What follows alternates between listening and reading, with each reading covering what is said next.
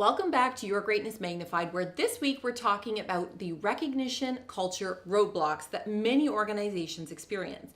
And I don't want you to have these same roadblocks because, of course, not only does it mean it's possible you're not retaining your best people, it's possible that you're spending money on programs and systems, but flushing that money down the drain because it's not how people want to be most recognized and valued, and that possibly you're going to find yourself in a talent shortage if you're not already. So let's get past those roadblocks because this helps to get at some of the root issues in your culture that will allow you to retain your best people, and that any investment that you make in recognition, and I know you're already making some, whether it be with your staff, whether it be with your leaders, whether it be with your customers, and hopefully all of those groups, how do you make sure that that investment is worth it? Because of course, you don't have an infinite amount of resources to be able to recognize. So what are some of the things that I see most commonly, and I just cringe every time I see it? Number one, that recognition is all head office driven. And yet that's often not what we see people most want. They want that personalized,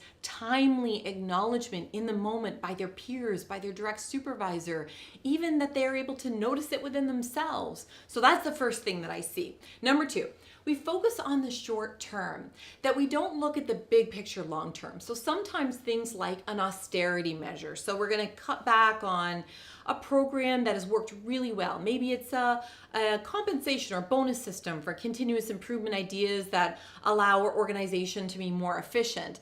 Well, I mean, I'm always the first one to say, don't spend all kinds of money on recognition if you don't need to. But if you have a system that's working, cutting it for the very short-term focus of saving a bit of money today may cost you money and people tomorrow. So don't get into that short-term focus and really question if you're thinking about changing a system in your recognition culture that's working, give it a second sober thought.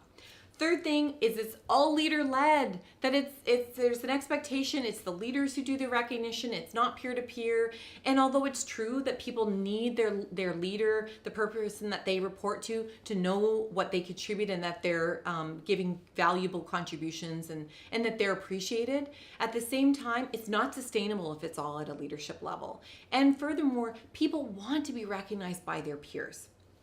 Number four, the corner of the desk phenomenon. So yes, I will get to recognition. I'm just going to shove it over to this corner. Well, people are so busy. It's like they have 18 corner desks today.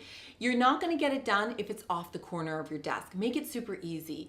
Some people I've shared with you about leading practices and in recognition and how they're able to keep it going and sustain it is they keep the recognition tools handy. And we're not going to get into all of those because you can go into past vlogs. In fact, I'll include the link for you, but make sure that it's not just something that you're trying to do in your spare time. Number five, busy talk. I'm busy. I'm too busy to do this. Oh, I'm busy. I'm busy this week. I'm busy. We're all busy. I mean, even my teenagers think they're busy. Well, and they aren't to some extent.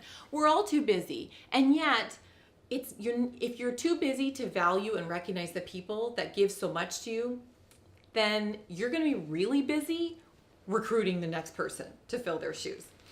Number six, past failed attempts. That if you recognize somebody, they didn't seem to appreciate it, or that you brought in a cake and nobody showed up to the ceremony, it's like, oh, that doesn't work around here. Well, if you're a parent, have you tried a parenting technique and you had to give it a go more than one time? Have you ever tried to start a new fitness routine and you had a couple of false starts before you really got going? Human nature is that we have to keep trying different things. So if you've had a failed attempt and you got a story in your head that you don't know how to recognize, or that particular approach doesn't work, and yet you really feel like that's the way that you can authentically recognize your people, I would give it another go. Seventh thing, approval bottlenecks. That we have policies in place to make sure that there's a good fiscal use of resources, or that we make sure that the manager also knows that the employee is recognized.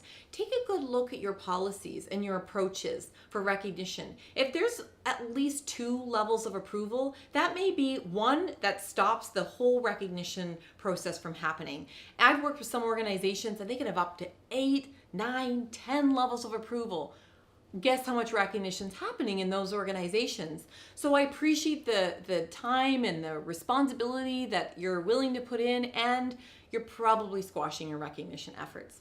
I hope this has given you a good sense of some of the things to look for in your culture so that in fact you don't experience those same roadblocks and that you can get onto the business of valuing people and retaining your rock stars. My name's Sarah McVanel. Be well and be great.